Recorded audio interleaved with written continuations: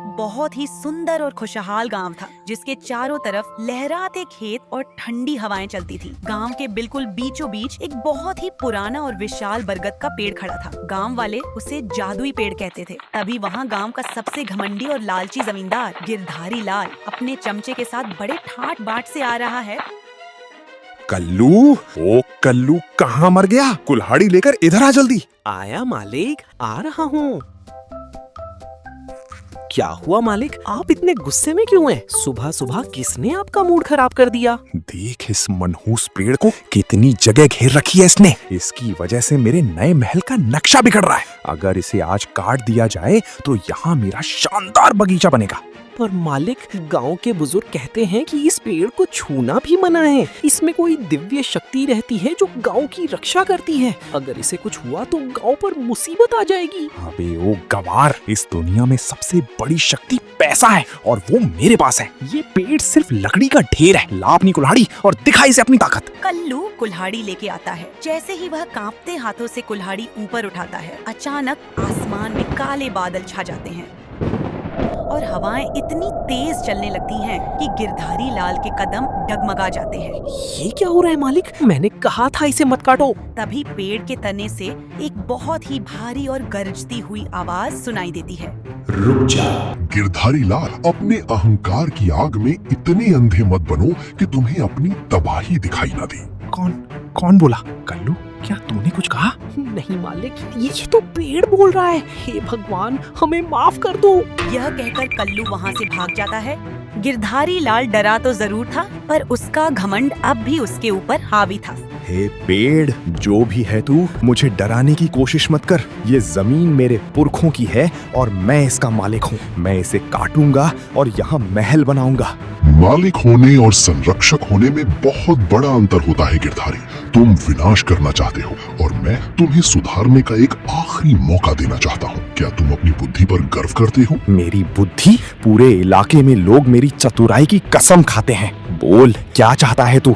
मैं तुमसे 3 पहेलियां पूछूंगा। अगले 3 दिनों तक हर रोज सूरज ढलने से पहले तुम्हें एक पहेली का जवाब देना होगा। अगर तुमने तीनों जवाब सही दिए तो मैं खुद यहाँ से सूख जाऊंगा और तुम मुझे काट लेना। और अगर मैं हार गया तो तुम्हें अपनी सारी धन दौलत, ये जमीन और अपना ये अहंकार छोड़कर इस गांव से हमेशा के लिए जाना होगा। मंजूर है? पहेलियां ही तो हैं। ठीक है, मुझे मंजूर है। पूछ अपनी पहली पहेली। तो ध्यान से सुनो गिरधारी लाल, मेरी पहली पहेली है, वो क्या है जो सुबह होते ही जन्म लेता है, दिन भर अपना अस्तित्व बनाए रखता है और जैसे ही शाम ढलती है वो बिना किसी निशान के समाप्त हो जाता है, पर उसकी कोई कब्र नहीं होती? अब सोच समझ कर जवाब देना, क्योंकि ये सवाल जितना सरल दिखता है उतना है नहीं। अरे बस इतनी सी पहेली? तू तो मुझे किसी कठिन सवाल की उम्मीद दिला रहा था। ये तो इतना आसान है कि कोई छोटा बच्चा भी इसका जवाब सोच सकता है। तू चिंता मत कर, शाम होते होते मैं इसका सही जवाब ढूंढकर तेरे पास वापस आ जाऊंगा और तब देखना कैसे मैं इस पहेली को हल करके तुझे भी चौंका दूंगा। गिरधारी लाल अपने दोस्त के पास जाता है और कहता है, अरे सुनो रामू, मुझे अभी इसी वक्त तुम्हारी मदद चाहिए। एक अजीब सी पहेली मेरे सामने आ खड़ी हुई है और जब तक उसका जवाब नहीं मिल जाता मुझे चैन नहीं मिलेगा। बताओ जरा, वो क्या चीज है जो सुबह पैदा होती है और शाम होते होते खत्म हो जाती है? जल्दी बताओ, मेरे पास ज्यादा समय नहीं है। अरे भाई, इतनी घबराने की क्या बात है? हर सवाल का जवाब कहीं ना कहीं जरूर होता है। देखो, मेरी समझ से तो इसका उत्तर बहुत सीधा है। जो ओस की बूंद होती है ना, वही सुबह के समय जन्म लेती है, जब रात की ठंडक धरती पर उतरती है और जैसे ही सूरज की किरणें तेज होती हैं, वो बूंदें धीरे धीरे गायब हो जाती हैं, मानो उनका अस्तित्व ही खत्म हो गया हो। अरे यार, तुम्हारी बात में दम तो है, लेकिन बात पूरी नहीं बैठ रही। उस जादुई पेड़ ने साफ साफ कहा था कि वो चीज शाम को मरती है, जबकि तुम कह रहे हो कि ओस की बूंद तो सुबह की धूप में ही खत्म हो जाती है। इसका मतलब ये जवाब सही नहीं हो सकता। लगता है अब मुझे खुद ही पूरे गांव के चक्कर लगाने पड़ेंगे, तब जाकर शायद इस पहेली का सही उत्तर मिल पाएगा। गिरधारी लाल दोपहर की तपती धूप में गांव की गलियों में भटकने लगता है। वो हर आते जाते आदमी को रोकता है और वही सवाल पूछता है, पर कोई जवाब नहीं दे पाता। शाम होने को आई थी और जमींदार के माथे पर पसीना आने लगा था। हे भगवान, ये कैसी कठिन परिस्थिति आ पड़ी है मेरे सामने। अगर मुझे इस पहेली का सही उत्तर समय पर नहीं मिला तो मेरी सारी इज्जत, मान सम्मान और जो भी दौलत मैंने वर्षों की मेहनत से कमाई है, सब कुछ मिट्टी में मिल जाएगा। मैं क्या करूं, किससे पूछूं? आखिर वो क्या चीज हो सकती है जो सुबह जन्म लेती है और शाम होते ही समाप्त हो जाती है? दिमाग काम ही नहीं कर रहा। तभी गांव का एक किसान अपने खेत से घर जा रहा था। अरे ओ रामू, जरा ठहरो, मुझे तुमसे एक बहुत जरूरी बात पूछनी है। देखो, मेरे पास समय बिल्कुल नहीं है, इसलिए बिना देर किए मेरे सवाल का जवाब दो। बताओ, वो क्या चीज है जो सुबह होते ही जन्म लेती है और शाम ढलते ढलते खत्म हो जाती है? मालिक, हम तो साधारण लोग हैं, हमें तो बस अपने काम काज की ही समझ होती है। दिन भर खेत में मेहनत करते हैं और शाम होते ही घर लौट आते हैं। देखिए ना, सूरज अब ढलने ही वाला है, यानी आज का दिन अब अपने अंत की ओर बढ़ रहा है। थोड़ी ही देर में अंधेरा छा जाएगा, फिर हम सब अपने घर जाएंगे, आराम करेंगे और सुबह होते ही एक नया दिन फिर से शुरू हो जाएगा। ठहरो, तुमने अभी क्या कहा? जरा अपने शब्दों को दोबारा स्पष्ट करके कहो, मुझे ठीक से सुनना है। मालिक, मैंने बस इतना कहा कि आज का दिन अब खत्म होने ही वाला है। जैसे हर दिन सुबह शुरू होता है और शाम होते होते समाप्त हो जाता है, वैसे ही ये दिन भी अब बीत रहा है। अरे हाँ, अब समझ में आया, हम मिल गया। आखिरकार मुझे जवाब मिल गया। दिन ही वो चीज है जिसकी मैं तलाश कर रहा था। दिन सुबह सूरज के साथ जन्म लेता है, पूरे दिन अपना अस्तित्व बनाए रखता है और जैसे ही शाम होती है वो अंधेरे में समाप्त हो जाता है और सच में दिन की कोई कब्र भी नहीं होती। यही है उस पहेली का सही उत्तर। सूरज बिल्कुल डूबने ही वाला था। गिरधारी लाल हांफते हुए पेड़ के पास पहुंचता है। उसके चेहरे पर एक अजीब सी खुशी थी। ओ जादुई पेड़, सुन ले मेरा जवाब। वो चीज है दिन। गिरधारी, तुमने पहली पहेली सुलझा ली है। तुम्हारी किस्मत ने आज तुम्हारा साथ दिया, पर याद रखना, अभी 2 दिन और बाकी हैं। देखा, मेरी बुद्धि के आगे अच्छे अच्छे पानी भरते हैं। आज तो मैं जश्न मनाऊंगा। कल की पहेली का भी मैं ऐसे ही धुआं निकाल दूंगा।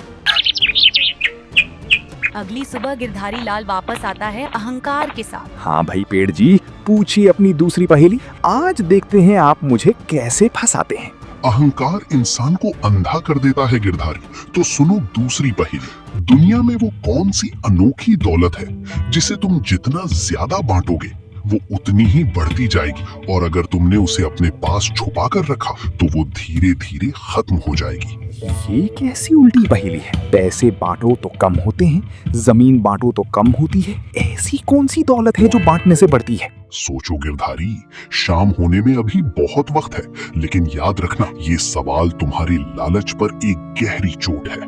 गिरधारी लाल अपने घर जाकर बैठ जाता है। आखिर ऐसी कौन सी चीज हो सकती है जो बांटने से कम होने के बजाय बढ़ जाती है? ये कैसे संभव है? अगर मैं अपनी एक मोहर किसी को दे दूं तो मेरे पास तो एक कम ही रह जाएगी। ये तो सीधी सी बात है। फिर ये पहेली किस चीज की ओर इशारा कर रही है?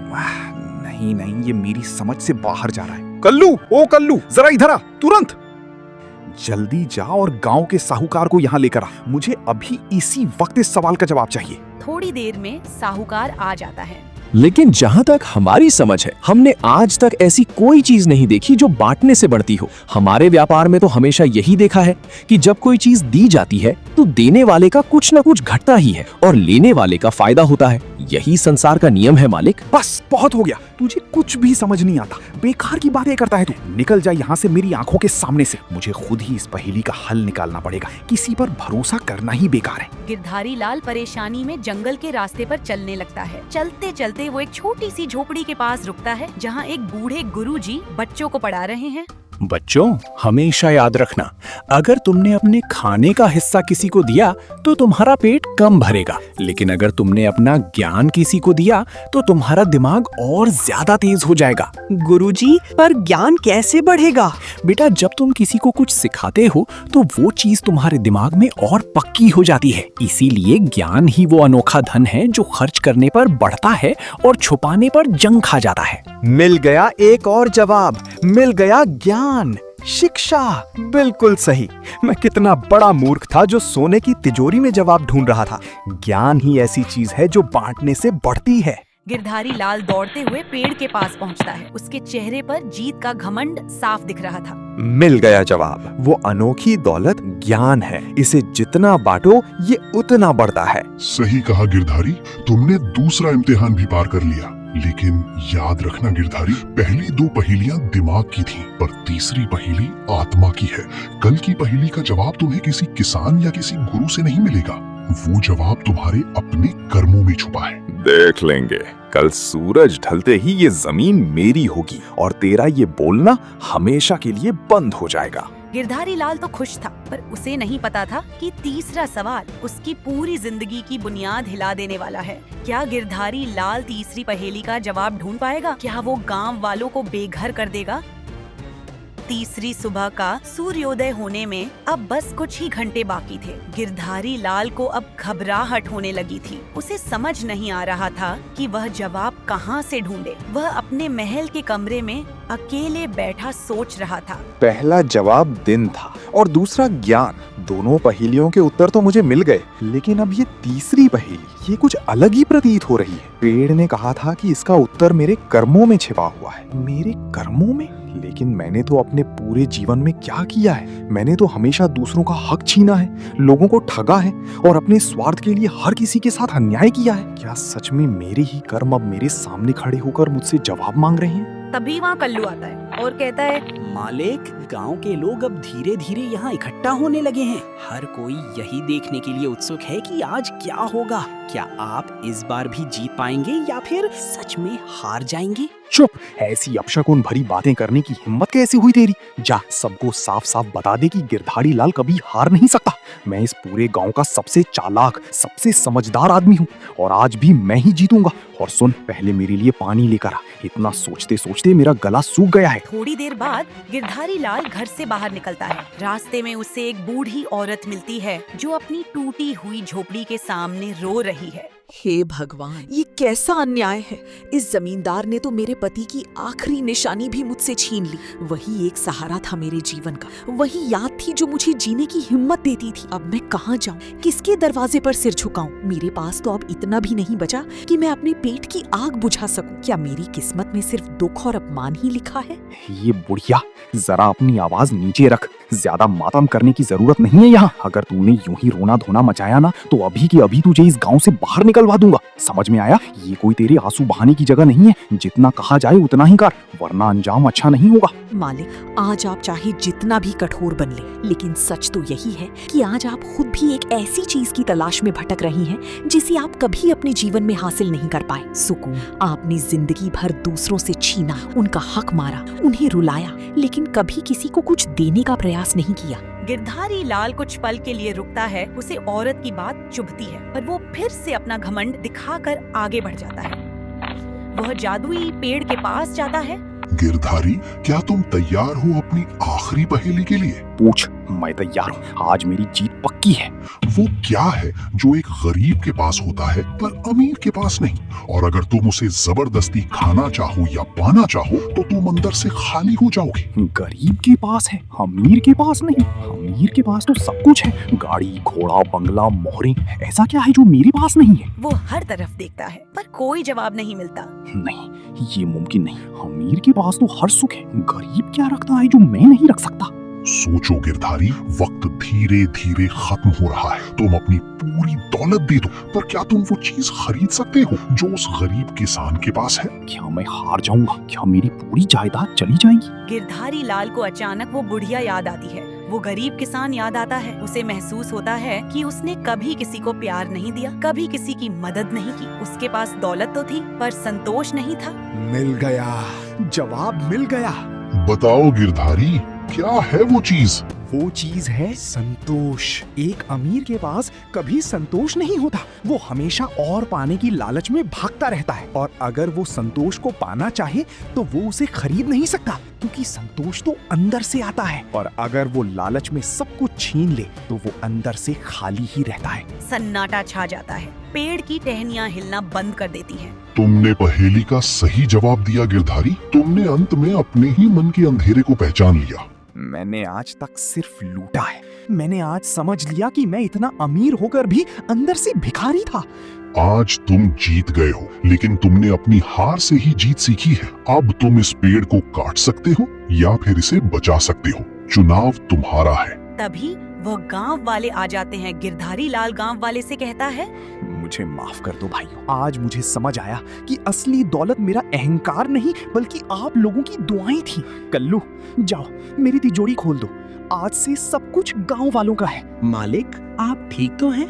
मैं ठीक नहीं था, पर अब मैं ठीक हो गया हूँ। आज से इस पेड़ के नीचे मैं एक बगीचा बनवाऊंगा जहाँ कोई भी आ जा सके। गांव वाले दंग रह जाते हैं। जिससे वो शैतान समझते थे, आज वो भगवान बन गया था। जादुई पेड़ से एक चमक निकलती है और वो पेड़ अब पहले से भी ज्यादा हरा भरा और सुंदर हो जाता है।